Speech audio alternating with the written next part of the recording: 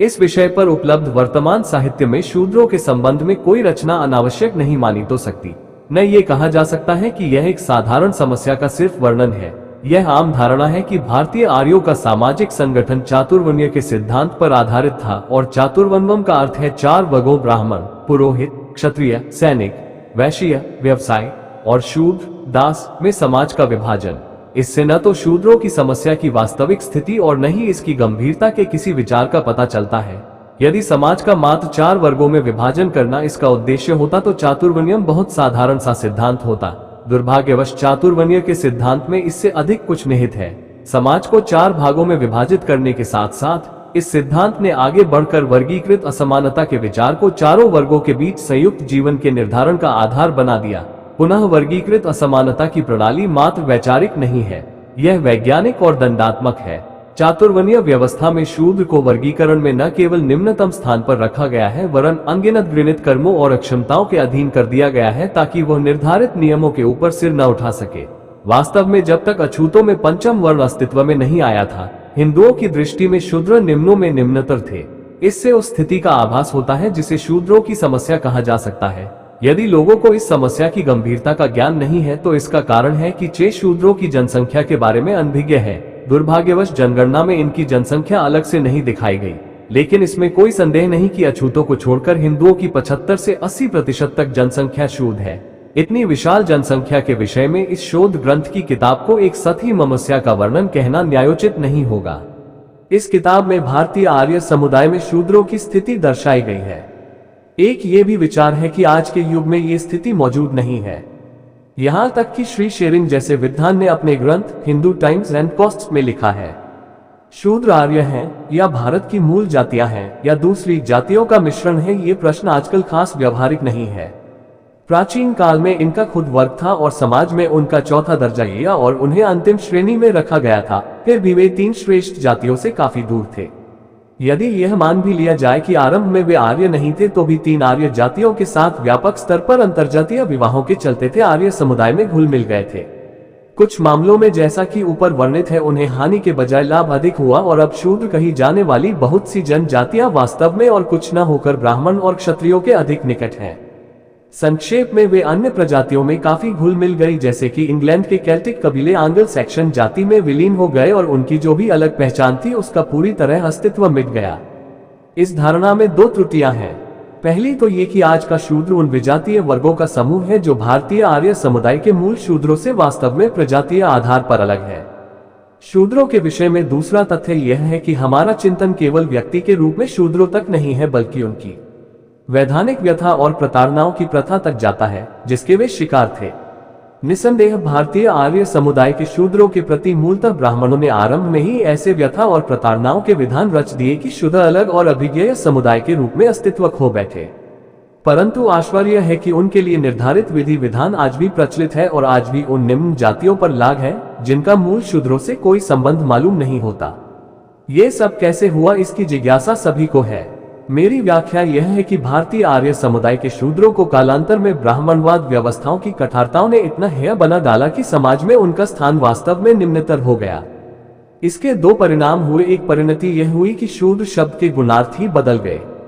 एक वर्ग विशेष के रूप में शूद्र शब्द के मूल अर्थ में परिवर्तन हो गया और यह निम्न जातियों का सामान्य नाम बनकर रह गया, जिसकी कोई सभ्यता नहीं, संस्कृति नहीं, कोई मान सम्मान और आसियत नहीं। दूसरा परिणाम ये हुआ कि शूद्र शब्द की परिधि बढ़ जाने से विधि विधानों का दायरा भी बढ़ गया।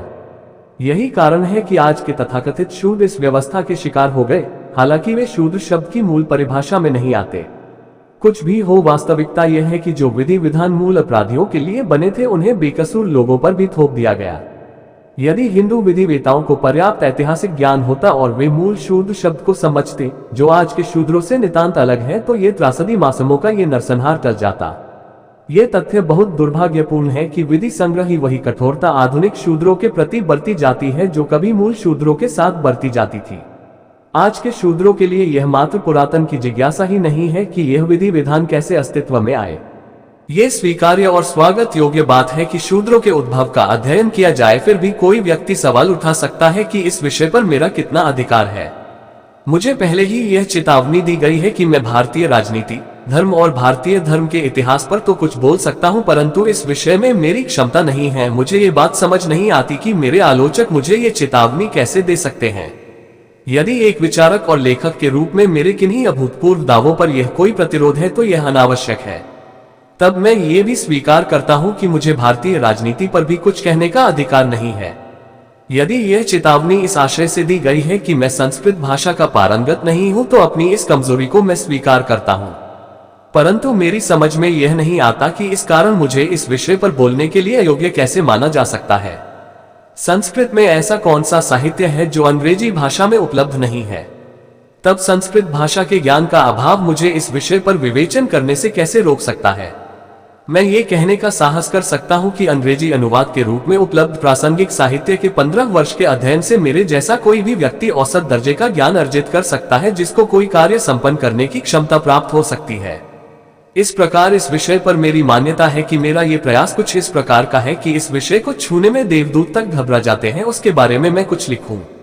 मैं यह मानकर संतोष करता हूं कि अधिकारी का भी परम कर्तव्य है कि जब देवदूत सो जाएं या सही की उद्घोषणा से बचे तो वह अपनी कोशिश जारी रखें। इस निषेध क्षेत्र में मेरे प्रवेश का यही औचित्य। क्या यही बात इस ग्रंथ के विषय में भी उल्लेखनीय है? निसंदेह में जो इस निष्कर्ष पर पहुंचा हूं, यह मेरी जिज्ञासाओं और खोज का प्रतिफल है। इस किताब में 2 प्रश्नों का उत्तर पाने का प्रयास किया गया है। 1, शूद्र कौन थे, और 2, उन्हें भारतीय आर्य समुदाय का चतुर्थ वर्ण कैसे बनाया गया। संक्षेप में मेरा उत्तर इस प्रकार है। 1, शूद्र आर्यों के सूर्यवंशी समुदाय में से ही थे। 2, एक समय था जब आर्य समुदाय ने केवल 3 वर्णों ब्राह्मण, क्षत्रिय और वैश्य को ही मान्यता दी। 3, शूद्रों का अलग से कोई वर्ण नहीं था, वे भारतीय आर्य समुदाय के क्षत्रिय वर्ण में आते थे।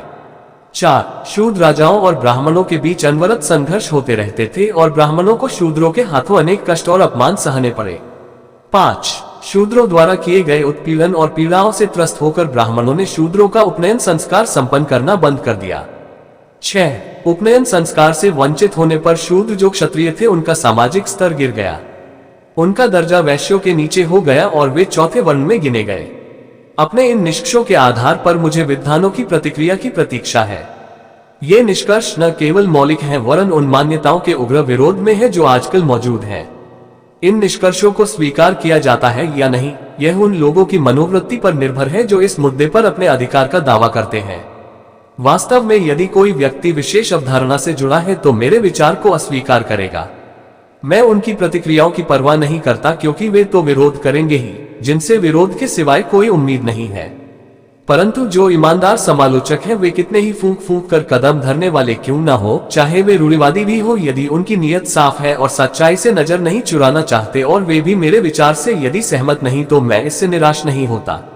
मेरी यह आकांक्षा ध्वस्त भी हो सकती है, पर मुझे विश्वास है कि मेरे आलोचकों को यह स्वीकार करना होगा कि इस ग्रंथ में बहुत कुछ नया है और इसने नई दिशा प्रदान की है। विद्वानों के अलावा हिंदू समाज की प्रतिक्रिया का अंदाजा भी रोचक है। आज का हिंदू समाज 5 निश्चित वर्गों में बंटा हुआ है। हिंदुओं का एक वर्ग है जो रूढ़िवाद के दलदल में फंसा पड़ा है और जो ये स्वीकार नहीं करते कि हिंदू समाज की व्यवस्था में कुछ विकार है भी। उनकी नजर में तो सुधार की बात करना तक ईश्वर की निंदा है। हिंदुओं का दूसरा वर्ग है जो आर्य समाज कहलाता है। उनकी दृष्टि में सिर्फ वेद ही परम सही है। वे रूढ़िवादियों से उतना ही विभेद मानते हैं जितना कि उन सब बातों को तिरस्कृत करने में जो वेदों में नहीं है। उनका मूल मंत्र वेदों की पुनः प्रतिष्ठा है। एक तीसरा ऐसा वर्ग है जिसके विचार से पूरा हिंदू समाज ही गलत व्यवस्था पर आधारित है, परंतु वे सोचते हैं कि इस पर प्रहार करना जरूरी नहीं है। उनका तर्क है कि उसे कानूनी मान्यता ही नहीं है। आज यह व्यवस्था यदि भस्मीभूत भी नहीं है तो अंतिम सांसें जरूर गिन रही है। हिंदुओं का चतुर्थ वर्ग राजनीतिक मानसिकता में लिप्त है। वे ऐसे सवालों से कन्नी काटते हैं। उनकी दृष्टि में सामाजिक सुधार की अपेक्षा स्वराज का अधिक महत्व है। हिंदुओं का 5वां वर्ग बुद्धिजीवियों का है और जिनकी दृष्टि में समाज सुधार का सर्वोच्च स्थान है, स्वराज से भी बढ़कर। हिंदुओं का जो वर्ग दूसरी श्रेणी में गिना जाता है, उनके लिए संभवतः ऐसी रचना अनावश्यक हो जिससे मैं सहमत नहीं। एक प्रकार से वे सही है जब ये कहते हैं कि ब्रिटिश भारत में प्रचलित जमे व्याप्त व्यवस्था को स्वीकार नहीं करता। ये ठीक है कि सिविल प्रक्रिया संहिता कानून हिंदू समाज में की धारा 11 के अनुसार हिंदुओं के लिए किसी अदालत से यह आदेश प्राप्त कर लेना संभव नहीं है कि वह किसी खास वर्ण से संबंधित है। ब्रिटिश भारत की अदालतों में यदि किसी व्यक्ति के वर्ण के प्रश्न पर विचार किया गया तो ये सिर्फ विवाह, उत्तराधिकार और गोद लेने के मामलों तक सीमित था, जिसके नियम वर्ण के अनुसार जिससे पक्षकार का संबंध होता था अलग अलग होते थे। ये सही है कि ब्रिटिश भारत का कानून हिंदुओं के 4 वर्णों को मान्यता प्रदान नहीं करता, लेकिन इसका अर्थ समझने में सावधानी बरतनी होगी और इस संबंध में भ्रांति नहीं होनी चाहिए। सार रूप में हम कह सकते हैं, 1, इसका आशय यह नहीं कि वर्ण व्यवस्था पर अमल करना कोई जुर्म है। 2, इसका मतलब यह नहीं कि वर्ण व्यवस्था विलुप्त हो चुकी है। 3, इसका अर्थ यह नहीं कि जब किसी के वैयक्तिक अधिकारों की आवश्यकता का प्रश्न उठे तो वर्ण व्यवस्था आड़े नहीं आए। 4, इसका सिर्फ ये तात्पर्य है कि वर्ण व्यवस्था के प्रति सामान्य प्रतिबंध समाप्त हो गए हैं। फिर कानून ही तो अकेली मान्यता नहीं है जो दूसरे सामाजिक संस्थानों को संतोषित कर सके। संस्थाओं का परिपालन अन्य मान्यताओं के द्वारा भी होता है। इनमें धार्मिक मान्यता और सामाजिक मान्यता बहुत महत्वपूर्ण है।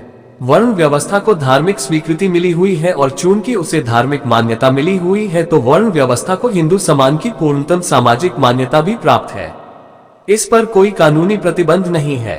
ये धार्मिक मान्यता वर्ण व्यवस्था का प्रभुत्व बनाए रखने के लिए काफी है। किसी कानून के द्वारा लागू न होने के बावजूद वर्ण व्यवस्था जीवित है। यह इस बात से सिद्ध होता है कि हिंदू समाज में अछूतों और शूद्रों का दर्जा ज्यों का त्यों मौजूद है। इसलिए यह नहीं कहा जा सकता कि इस प्रकार का अध्ययन निरर्थक है। जहां तक राजनीतिक मानसिकता से ग्रस्त हिंदू का प्रश्न है, उसको गंभीरता से नहीं लेना चाहिए। आमतौर पर उसकी दृष्टि तात्कालीन उपलब्धियों पर होती है, न कि दूरगामी सोच विचार पर। वह कम से कम प्रतिरोध का विचार करता है और किसी भी मामले का जहां कितना भी जरूरी हो, यदि उसे अलोकप्रिय बनाता है तो स्थगित करने के लिए तत्पर रहता है। यदि राजनीतिक मानसिकता से ग्रस्त हिंदू इस ग्रंथ को निरर्थक मानते हैं तो ये स्वाभाविक है। इस शोध ग्रंथ में आर्य सामाजियों की भी सिर से पैर तक जमकर खबर ली है। 2 अत्यंत महत्वपूर्ण बिंदुओं पर उनकी विचारधारा से मेरे फैसलों का तीव्र मतभेद है। आर्य समाजी मानते हैं कि भारतीय आर्य समुदाय के 4 वर्ण आदिकाल से प्रचलित है। इस किताब का कथन है कि एक ऐसा समय था जब भारतीय आर्य समुदाय में मात्र 3 वर्ण थे। आर्य समाजी मानते हैं कि वेद शाश्वत और परम पवित्र है।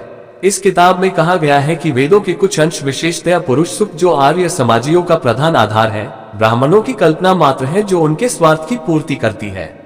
ये दोनों ही निष्कर्ष आर्य समाजियों के विचारों के लिए एटम बम का काम करेंगे। आर्य समाजियों के साथ इस प्रकार के संघर्ष से मुझे कोई खेद नहीं है। वेदों को आर्य समाजियों ने शाश्वत, अनादि, अनंत और संदेहातीत प्रचारित करके हिंदू समाज को एक जड़ समाज बनाकर बड़ा अहित किया है तथा हिंदुओं के सामाजिक संगठनों को वेद आधारित भी कहा है, जो शाश्वत, अनादि, अनंत और संदेहातीत है, इसलिए उसमें कोई भी परिवर्तन अनावश्यक है। एक समाज में इस प्रकार की धारणा का विस्तार अत्यंत बुरी बात है।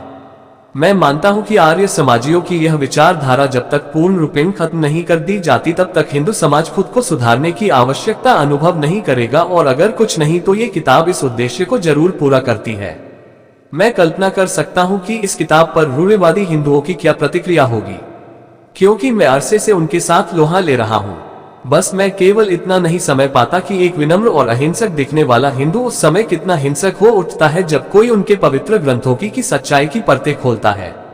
मुझे इसका कड़वा अनुभव पहली बार पिछले साल ही हुआ, जब मैंने मद्रास में इस विषय में एक अभिभाषण दिया तो मेरे पास ऐसे रूढ़िवादी खुद हिंदुओं के पत्रों की झड़ी लग गई जिनसे पता चला कि हिंदुओं का कितना दिमागी संतुलन गड़बड़ाया हुआ है। उन पत्रों में गंदी गालियों की बौछार थी जिनका उल्लेख और प्रकाशन नहीं किया जा सकता, जिनमें मुझे जान से मार डालने की धमकियां भी थी। पिछली बार मुझे अपना सबसे बड़ा शत्रु कहकर धमकियां देने के बाद वे ठंडे पड़ गए। पता नहीं इस बार वे क्या गुल खिलाएंगे, क्योंकि वे इस किताब का 4था अध्याय और उसके उद्धरण देखेंगे जहां उनके राजनीतिक छल, कृतित्व में तरफदारी और उद्देश्य में प्रपंच की कलई खोली गई है, तो उनका पासा 7वें आसमान पर ही चढ़ जाएगा। मैं उनकी निंदा और धमकियों में आने वाला नहीं, क्योंकि मैं जानता हूं कि वही सत्यानाश की जड़ है जो अपने धर्म की रक्षा की दुहाई देंगे और जिन्होंने धर्म को कमाई का धंधा बनाया हुआ है। वे दुनिया भर से परले सिरे के स्वार्थी हैं और अपनी धूर्तता को अपने वर्ग के निहित स्वार्थों के लिए बाजार में भुनाते हैं।